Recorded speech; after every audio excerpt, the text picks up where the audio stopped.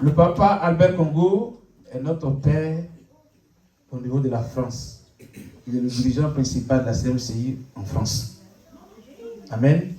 Et ses occupations sont énormes. Mais s'il a eu la grâce, si on a la grâce surtout de le recevoir, il y a plusieurs assemblées qui attendent qu'il leur rende visite. Mais la grâce qu'on a, c'est qu'on est passé sur la route, sur sa route. S'il va du côté de Normandie, il va passer par là. Alléluia.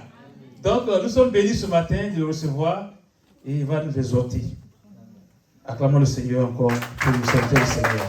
Et nous recevons le pasteur pour nous conduire et nous apporter la parole du Seigneur. Je voudrais que tu pries encore pour bénir le serviteur du Seigneur. Prions le Seigneur.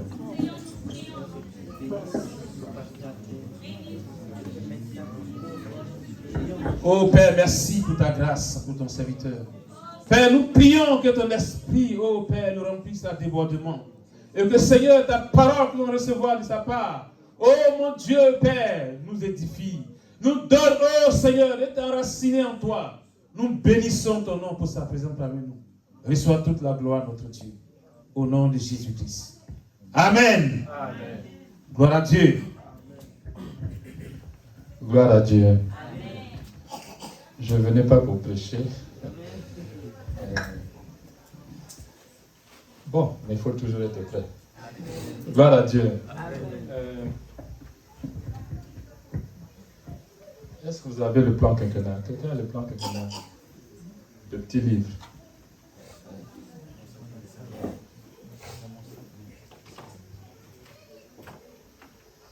Véronique, si tu as le plan quinquennal, tu devrais l'avoir dans ton sac.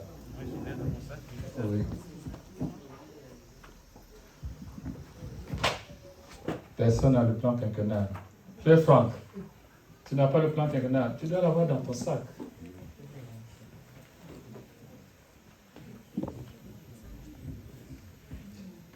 Je voudrais qu'on lise la préface du plan quinquennal. Vous l'avez dans le groupe?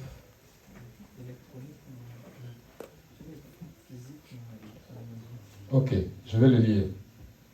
Voilà, voici la préface du plan quinquennal. Que la joie de voir ce but accompli vous inonde et vous remplisse du mépris pour ce qu'on appelle le prix à payer. Soyez comme mon fils exalté qui, en vue de la joie, a souffert la croix et méprisé l'ignominie.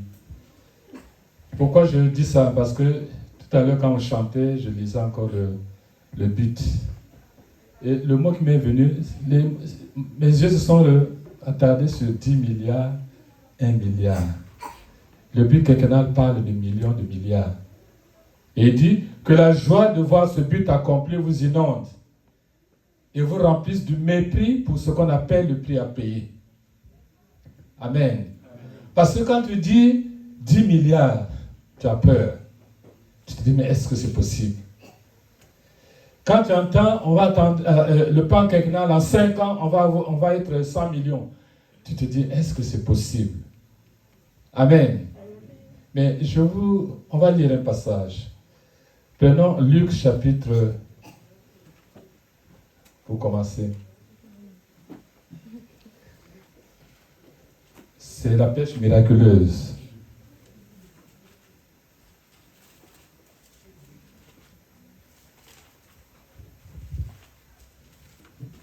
Que celui qui a trouvé dans Luc chapitre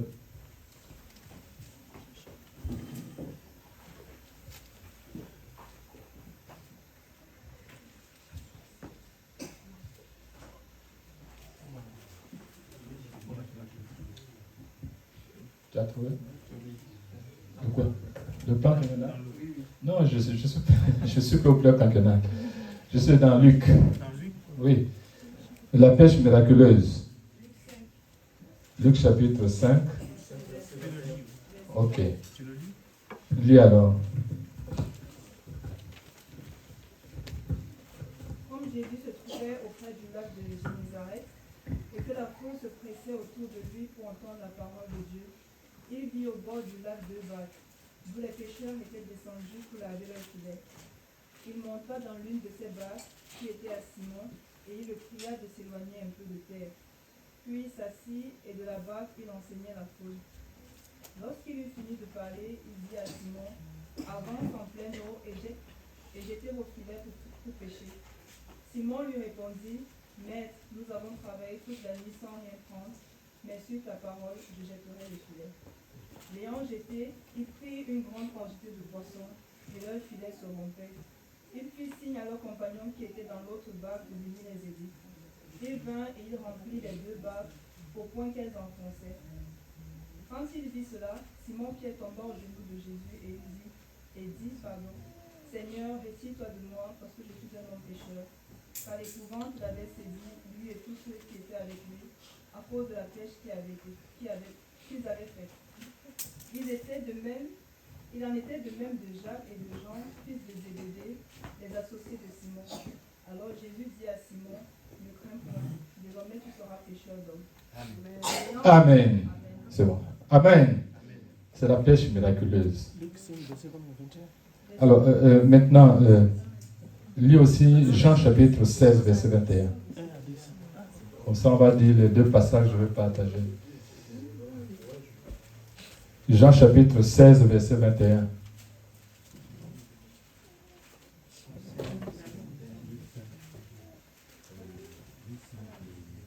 Il y a d'abord Luc 5. Maintenant, Jean 16, verset 21. Juste le verset 21. Jean 16, verset 21. La femme, lorsqu'elle enfante, éprouve de la tristesse parce que son heure est venue. Mais lorsqu'elle a donné le jour à l'enfant, elle ne se souvient plus de la souffrance, à cause de la joie qu'elle a de ce qu'un homme est né dans ce monde. Amen. Vous voyez, dans la pêche miraculeuse, je vais vous parler de l'évangélisation. Parce que quand on parle de 1 milliard de disciples, c'est l'évangélisation. L'évangélisation doit aller au plus profond. L'évangélisation doit aller en eau profonde. Amen. L'évangélisation doit aller en eau profonde. Et c'est ce qu'on appelle le surnaturel. Le Seigneur a dit, allez en eau profonde. Là où il y a vous voyez, en eau profonde, c'est là où il y avait le danger. Ils avaient fait la pêche sûrement au bord du fleuve. Mais ils n'étaient pas allés en eau profonde. Et le Seigneur leur dit, allez en eau profonde. Et en eau profonde, c'est là où il y a le danger. En eau profonde, c'est là où il y a des risques. En eau profonde, c'est là où il y a l'insécurité. Et les apôtres ont rempli des paniers de poissons. Pourquoi? Parce que Dieu avait justifié sa parole. Allez en eau profonde. Tu veux des miracles, mais va là où il y a de l'insécurité.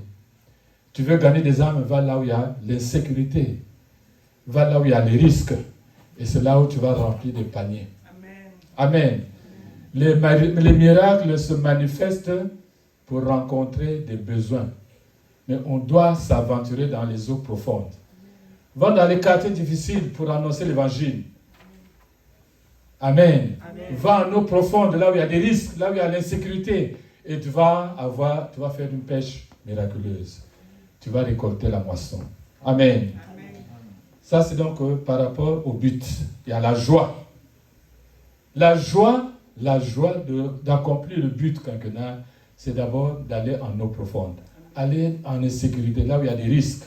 Tu prends des risques pour évangéliser. Tu vas dans les lieux où il y a l'insécurité pour évangéliser. Parce que ce sont ces gens-là qui ont besoin de l'évangile. Amen. Amen. Et dans Jean, on nous parle de la femme. Et avant de parler de la femme, ça veut dire que c'est impératif que le plan quinquennal passe d'un chant, d'un slogan, à des actes. Des actes, comme la femme qui accouche. Il y a une histoire qu'on raconte qu'au temps de l'Empire romain, quand un empereur romain revenait de la conquête, il avait droit à une entrée triomphante dans la ville impériale, donc dans Rome. Mais la coutume voulait qu'il fasse monter un esclave avec lui dans son char. Pourquoi? Pour se rappeler que même s'il avait remporté la victoire, il aurait pu devenir un esclave. Dans un certain sens, il mettait la réalité dans son char. Que je ne suis rien parce que j'aurais pu être un esclave. J'aurais pu être un esclave. Et ce passage de Jean, chapitre 16, nous rappelle que même si Dieu fait naître en Joseph, par exemple, l'idée qu'une affliction passée fait mal. Même si certaines choses te font souffrir dans l'accomplissement de ce qu'on appelle le but quinquennal, elles sont peut-être en train d'engranger une grande bénédiction. Une grande bénédiction. Il semble que chaque fois que Dieu a donné à ses saints un compagnon de route pendant un temps d'épreuve, cela a engendré en eux une bénédiction. Amen. Ça veut dire quoi? Ça veut dire que les échardes et les obstacles sont source de croissance spirituelle. Amen. Amen. Les échardes, l'apôtre Paul avait une écharde au pied. Les obstacles que tu vas rencontrer dans l'évangélisation sont source d'une croissance spirituelle. Amen. Amen. Je vais prendre quelques exemples bibliques pour nous poser la question. Qui est dans ton char? Qui est dans ton char qui te rappelle que tu n'es rien? Qui est dans ton char? Quelle est ton écharde? Quels sont les obstacles qui se trouvent sur ta route? On va prendre quelques cas. Prenons le cas de Joseph. Joseph s'est donné naissance au sein de la trahison. Dans Genèse 41, 51, de mauvais traitements se trouvaient dans le char de Joseph. De mauvais traitements. Il a eu 2 fils. Et il a vu naître ses 2 fils pendant son temps d'épreuve. 2 fils. L'un, il a appelé Manassé, qui signifie Dieu m'a fait oublier. Et l'autre, Ephraïm, qui veut dire fécond dans la souffrance. Donc, cela met le doigt sur quoi? Ça veut dire que Dieu fait naître en Joseph l'idée qu'aucune affliction passée n'est dépourvue de sens. Aucune affliction n'est dépourvue de sens. On peut toujours oublier la souffrance et porter du fruit. Voilà pourquoi j'ai lu la préface. Il y a la joie. Il y a la joie. Que le prix à payer ne nous fasse pas oublier qu'il y a la joie d'amener des gens au Seigneur. Amen. Tu peux aller dans des zones d'insécurité. Tu peux aller dans des zones où il y a des risques, où tu vas prendre des risques. Il y a la joie d'amener des gens au Seigneur. Il y a la joie. Joseph a éprouvé de la joie. Dans les temps d'épreuve, il a donné naissance à 2 enfants. Il leur a donné des noms. Quand on prend Abraham, Abraham s'est donné naissance quand c'est impossible. Donner naissance quand c'est impossible. L'alliance que Dieu avait conclue avec Abraham incluait les promesses de Dieu envers Abraham, ainsi que les commandements qui engageaient Abraham et Sarah à obéir à Dieu. Il y avait des commandements qui les engageaient à obéir à Dieu. L'homme que Dieu considérait comme juste à cause de sa foi a eu de la peine à croire à la promesse de Dieu. Il a eu de la peine à croire à la promesse de Dieu, au point d'aller faire un enfant avec Agar. Donc Sarah a dû attendre l'âge de 90 ans pour avoir un fils. Et quand Dieu lui a annoncé cette naissance, la Bible dit qu'elle s'est mise à rire. Non qu'elle n'ait pas foi en ce que Dieu pouvait faire, mais parce qu'elle doutait de ce que Dieu pouvait faire par elle. Par elle. La foi. Elle a ri. Elle a ri. Pourquoi? Parce que c'était impossible pour elle de croire qu'à 90 ans, elle pouvait avoir un enfant. Amen. Elle a douté des promesses de Dieu. Donc, elle a essayé de régler ses problèmes sans en référer à Dieu. Sans en référer à Dieu. Tout à l'heure, j'ai entendu la sœur qui a fait ce témoignage sur sa mère. Et je voudrais juste dire que le découragement, c'est quoi? Le découragement, c'est une démonstration que tu fais confiance en toi-même. Le découragement, c'est une démonstration pour un enfant de Dieu qui a accepté Jésus-Christ comme Seigneur et Sauveur. Le découragement, c'est une démonstration que tu ne fais plus confiance à Dieu. que la vie chrétienne t'a déçu. Parce que tu te confies aux hommes. Parce que tu te confies à ce que les hommes t'ont dit. Mais tu ne te confies pas à ce que Dieu a dit. Tu ne te confies pas aux promesses de Dieu. Le découragement. Tu te décourages. Tu te décourages. Donc, Sarah a essayé de régler ce problème en se confiant en l'homme. Elle a tenté de couvrir ses fautes en accusant même les autres. Et le nom Isaac signifie rire. Donc, Dieu a mis la vieillesse dans le char d'Abraham. Il avait besoin de lui enseigner qu'avec Dieu, on peut se rire des impossibilités et des doutes. Avec Dieu, on peut se rire des impossibilités. Avec Dieu, tu peux te rire des doutes. Prenons le cas de David. Pour mettre en lumière le péché commis par David dans le cadre de sa relation avec Bathsheba, convoitise, abus de pouvoir, adultère, meurtre, Nathan le prophète, le conseiller fidèle que Dieu a utilisé pour guider David, se sert d'une comparaison. Qu'est-ce qu'il lui dit? Il aide David à prendre conscience de ses fautes en montrant que... Qu'est-ce qu'il va lui montrer? Lisons 2 Samuel chapitre 12. 2 Samuel chapitre 12, on va lire le verset 7 et 9.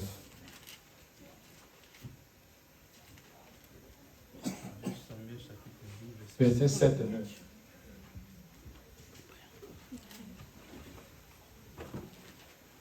Samuel chapitre 12, verset 7 à 9. Et Nathan dit à David, tu es cet homme-là. Ainsi parle l'Éternel, le Dieu d'Israël. Je t'ai oint pour roi sur Israël. Je t'ai délivré de la main de Saül. Je t'ai mis en possession de la maison de ton maître. J'ai placé sur ton sein les femmes de ton maître. Et je t'ai donné la maison d'Israël et de Juda. Et si cela eût été peu, j'y aurais encore ajouté. Verset 13. Lis le verset 13 ensuite. Verset 13 ensuite. David dit à Nathan, j'ai péché contre l'Éternel. Et Nathan dit à David, l'Éternel pardonne ton péché. Tu ne mourras point. Amen. Donc le prophète n'avait pas peur de dire la vérité à David. Il lui a dit la vérité. La vérité. Il a dit la vérité à celui qui comptait pour lui. Le prophète était le conseiller de David. Mais il n'a pas eu peur de lui dire toute la vérité. Rien que la vérité. Toute la vérité. Et lorsque le roi a manifesté son repentir, Nathan, qui était un véritable don de Dieu à David, c'est le sens de son nom, Nathan. Nathan a réconforté David en l'assurant qu'il pouvait compter sur le pardon de Dieu. Et au verset 13, qu'est-ce qu'il dit? J'ai péché, j'ai péché. David avait perdu toute sensibilité à la loi de Dieu, toute sensibilité aux droits des autres. Il avait perdu tout cela. Il a été indifférent à la mort d'Uri, l'un de ses meilleurs soldats. Indifférent. Il a fait tuer. Il a envoyé au feu. Mais après que Nathan lui a parlé avec beaucoup de courage, beaucoup d'habileté et beaucoup de tact, et d'une manière directe, d'une manière propre à le rendre conscient de ses erreurs, David a répondu, j'ai péché. J'ai péché. Pour pouvoir bénéficier d'une action personnelle de Dieu, nous devons, pourquoi? Nous devons d'abord faire quoi? Confesser nos péchés. Confesser nos péchés. Ouais, l'un des nombreux fruits du réveil ou du message de Béatois. On vous a parlé du message de Béatois ici. L'un des nombreux fruits, ce sont les 13 choses et les attitudes qui doivent être déracinées du cœur et de la vie de toute personne dans notre ministère. Il faut d'abord déraciner des choses et puis établir des choses positives. C'est peut-être la plus grande et unique manifestation de la présence dans notre réveil. Cela devrait réveiller le chrétien rétrograde et donner une vie nouvelle à ceux qui n'ont jamais connu le Seigneur Jésus-Christ comme leur Seigneur. C'est pourquoi nous devrions réfléchir à tout ce qu'implique la déclaration « J'ai péché ». J'ai péché. Ça te dit quoi? quand tu entends David dire « j'ai péché », est-ce qu'il t'arrive, toi, de t'asseoir et de dire « Seigneur, j'ai péché », de faire le compte, de faire le récapitulatif de ta journée, de ta semaine, de ton mois, et puis dire « Seigneur, j'ai péché, pardonne-moi ». Seigneur, j'ai péché, pardonne-moi. Vous voyez, tout d'abord, le péché, c'est une déclaration personnelle. Une déclaration personnelle. Je ne signifie pas il ou elle ou ils sont. Il désigne uniquement la personne qui avoue sa faute. Mais après avoir fait un bilan. Dans la semaine, à la fin de la semaine, tu devrais faire un bilan. À la fin du mois, tu devrais faire un bilan pour dire Seigneur, j'ai péché. Et ça va t'aider à grandir. Ça va t'aider à grandir, à bâtir une bonne relation avec le Seigneur. Amen. Dans le jardin d'Éden, quand Dieu a mis Adam en présence de son péché, Adam a rejeté le blâme sur la femme. Il a même rejeté le blâme sur le Créateur qui lui avait donné une femme. De son côté, Ève a blâmé le serpent. Malheureusement, tous les deux ont été incapables de réaliser qu'ils étaient tous deux responsables de leurs propres actes. Et très souvent, nous rejetons la faute sur les autres. Nous rejetons la faute sur les autres. Et nous ne savons pas dire, Seigneur, j'ai péché. Parce que ce sont les autres qui sont les coupables. Les autres sont coupables. J'ai péché, c'est également une déclaration très positive. Le texte de la Bible ne dit pas, j'ai commis une erreur. Le texte de la Bible ne dit pas, j'ai agi d'une manière vraiment stupide. Le texte de la Bible ne dit pas, j'ai tout gâché. Mais la déclaration de David, c'est, j'ai péché. Parce qu'il n'esquive pas la question. Il n'esquive pas la question. Et met le doigt sur le vrai problème, à savoir le péché. Tes erreurs et tes maladresses peuvent être réparées par l'homme. Mais le péché, quant à lui, constitue une transgression de la loi de Dieu. Le péché, quant à lui, constitue une transgression des standards de Dieu et ne peut être pardonné que par le sang de l'agneau parce que tu l'avoues, toi, individuellement, personnellement. Salomon était le fils de Bathsheba, la femme avec laquelle David avait commis l'adultère. Vous voyez, la chute était dans le char de David, mais Salomon est né. Son nom signifie celui qui récompense. La chute était dans le char de David. Mais Salomon est né.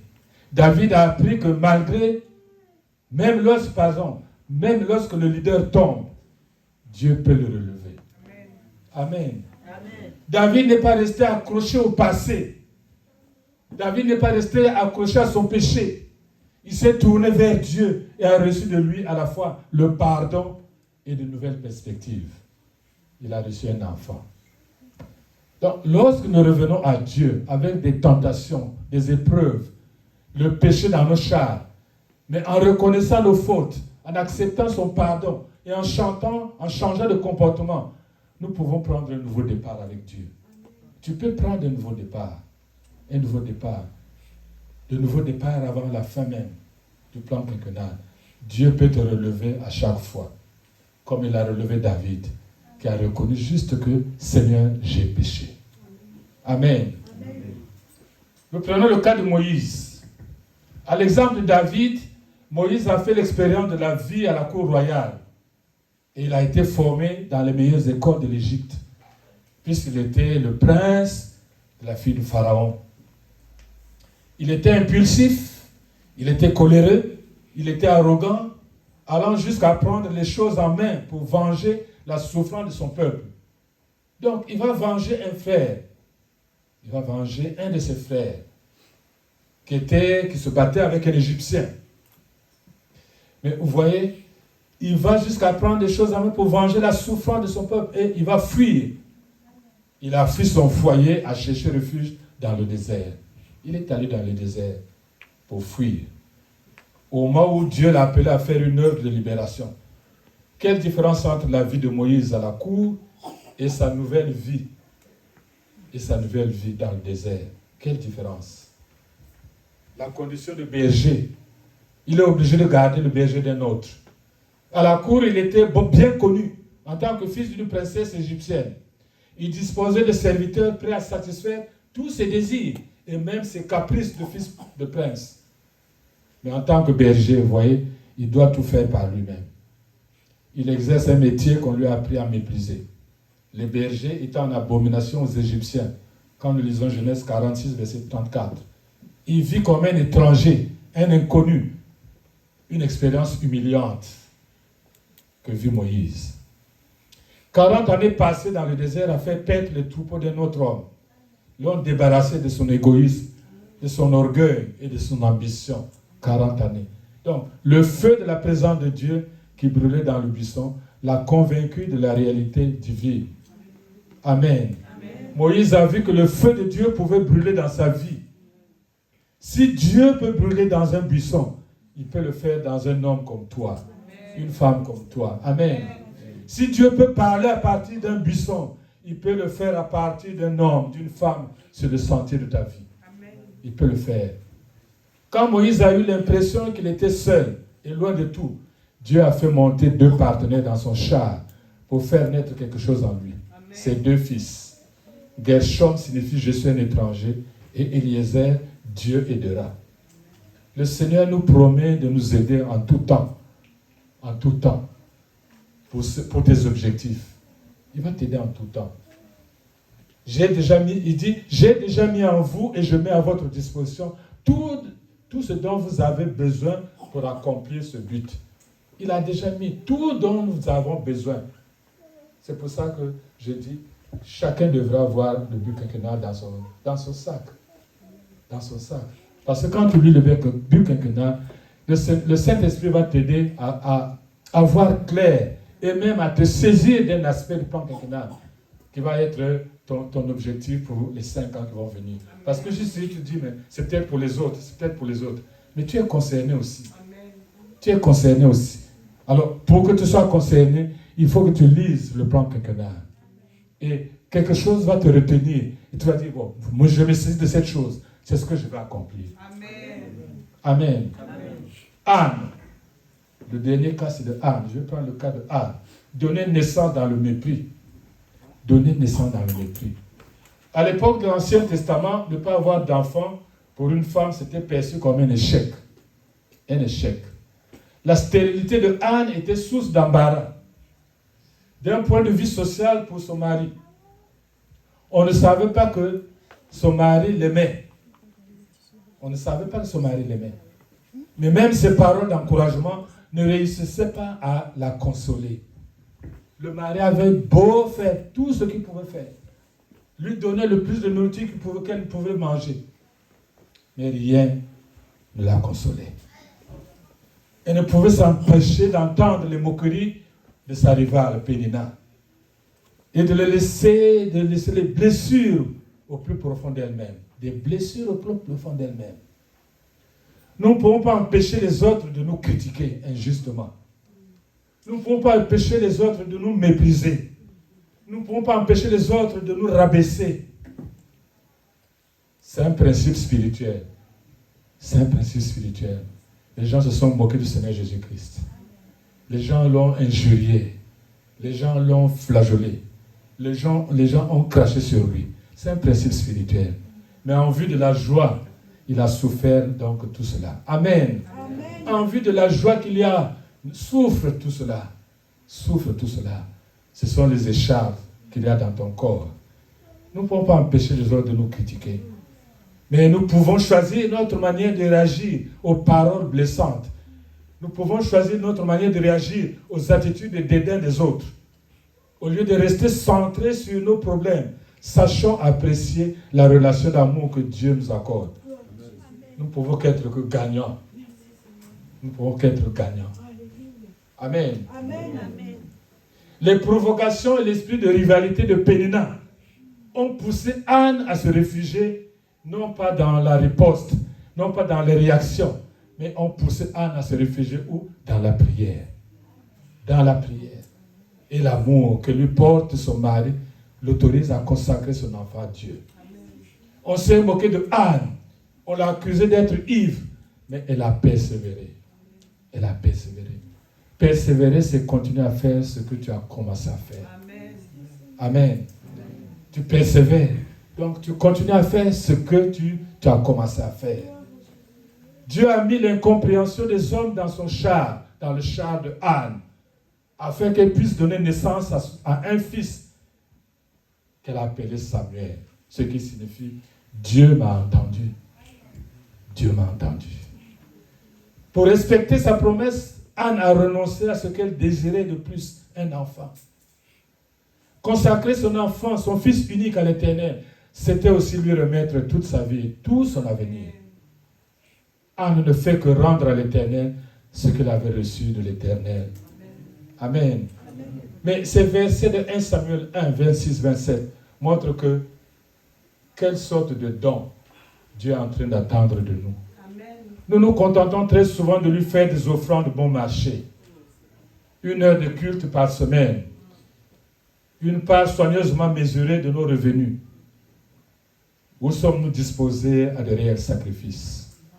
Qu'apportes-tu à Dieu? Des babioles ou ta vie entière pour ton appel? Ton appel. Dans 2 Corinthiens 12, versets 9 et 10, Dieu a placé dans la chair de Paul une écharde. Une écharde. Dans le char de l'apôtre Paul, il y avait une écharde pour lui rappeler qu'il avait toujours besoin de la grâce de Dieu. Il y aura toujours une tentation, il y aura toujours une épreuve dans ta relation avec le Seigneur pour te rappeler que tu as besoin de la grâce de Dieu. Que tu as besoin de la grâce de Dieu. Qu'est-ce qui est dans ton char? Qu'est-ce qui est dans ton char? Nous avons, pour les uns, c'était la stérilité. Pour les autres, c'était ceci, c'était ceci.